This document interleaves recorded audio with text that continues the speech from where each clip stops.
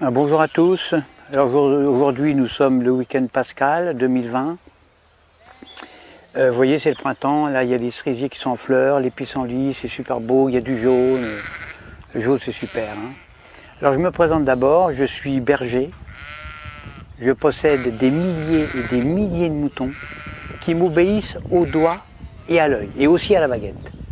Mon rôle de bon pasteur est de les protéger avec amour, donc je les nourris bien, j'en prends soin. Un mouton, parce que je sais qu'un mouton bien élevé, élevé avec amour, eh bien c'est l'assurance d'obtenir une laine soyeuse, de qualité, et une viande fondante d'un goût incomparable. Ça c'est certain, moi j'aime mes moutons. Alors pourquoi mes moutons sont heureux, mais vraiment heureux quand je les tonds? Pourquoi est-ce qu'ils ne réagissent pas? Pourquoi est-ce qu'ils ne réagissent pas quand je les vaccine, quand je les sacrifie sur l'autel de la gastronomie? Il y a un mystère, il y a un mystère. Surtout quand on sait que moi, je suis qu'un petit bonhomme fragile, qui ne ferait pas le poids face à un mouton en colère, un seul mouton en colère. Un seul bélier peut me tuer d'un seul coup. Eh bien le secret, le voici.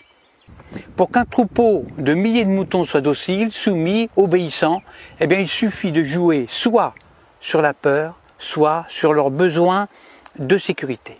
Exemple, quand j'ai besoin de les tondre, ou de les vacciner, ou de les confiner, ou même de les mener à l'abattoir, eh bien je leur crie « Attention, voilà un loup !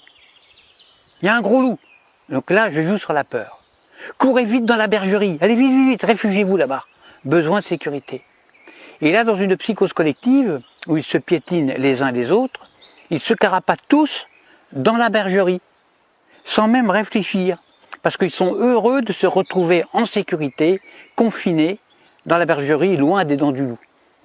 La peur court-circuite la réflexion.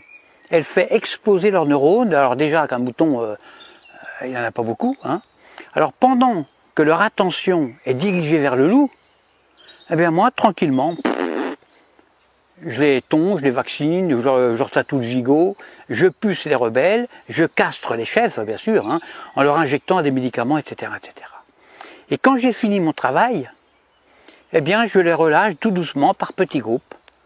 Alors c'est vrai qu'ils se sont fait tondre, ça ils s'en rendent compte, ils le voient, mais ils sont heureux d'avoir échappé au gros loup. Ils sont tondus, mais encore vivants, donc contents, heureux. Je les fais alors bêler tous en chœur à la tombée de la nuit et je leur demande de m'applaudir à 20 h au moment du journal télévisé qui leur raconte qu'ils ont échappé vraiment à un grand danger. Alors bien sûr, sur le nombre, il y a toujours quelques rebelles, des moutons noirs, qui sont des moutons plus intelligents que les autres, qui comprennent, ils ont pigé mon stratagème. Alors ils essayent, ils tentent désespérément d'expliquer à leurs frères moutons, à leurs congénères, que si le loup en croque 2 ou 3 seulement, le berger, lui, est beaucoup plus dangereux, puisqu'ils finiront tous sur une table en méchoui, ou sur la table pascale. Alors il faut les gérer, ces moutons noirs, qui ne veulent pas rentrer dans la bergerie, parce que ce sont des rebelles, ce sont des esprits libres. Alors à ceux-là, soit je leur montre mon bâton, soit je les fais mordre par mon chien. Or le mieux c'est d'égorger un seul mouton noir devant les autres. Alors ça c'est super efficace ça. Pour un seul de sacrifié, j'en terrorise des milliers qui deviennent mais alors doux comme des agneaux. J'en tue un et j'en soumets des milliers. C'est comme ça qu'on étouffe la moindre velléité de révolte. Alors il y a de nombreux hommes politiques qui viennent me demander de les coacher. Alors que moi je ne suis qu'un simple berger, je suis qu'un pauvre berger. Mais s'ils me le demandent, c'est justement parce qu'on peut utiliser ces méthodes, les méthodes de berger, chez des humains. En effet, la différence entre le comportement des moutons et celui des humains, eh bien c'est que justement il n'y a aucune différence. C'est ça le secret. Le secret est là, il n'est pas ailleurs. Donc, quand on veut faire passer une loi impopulaire, qui ne fait pas plaisir, eh bien on le fait pendant que la population a peur. Par exemple, on parle de crise climatique, de crise de la dette, de crise financière, de tempête, de canicule, de terrorisme, de crise sanitaire, etc., etc. À cause du coronavirus, là on joue avec la peur, eh bien on a réussi à confiner non pas des milliers de moutons, mais des milliards d'humains sur toute la planète. sur toute la Terre. Des humains, confinés comme des animaux. Des humains déshumanisés. Et le pire, le plus révoltant, le plus dramatique, c'est que les chefs rebelles ferment leur gueule.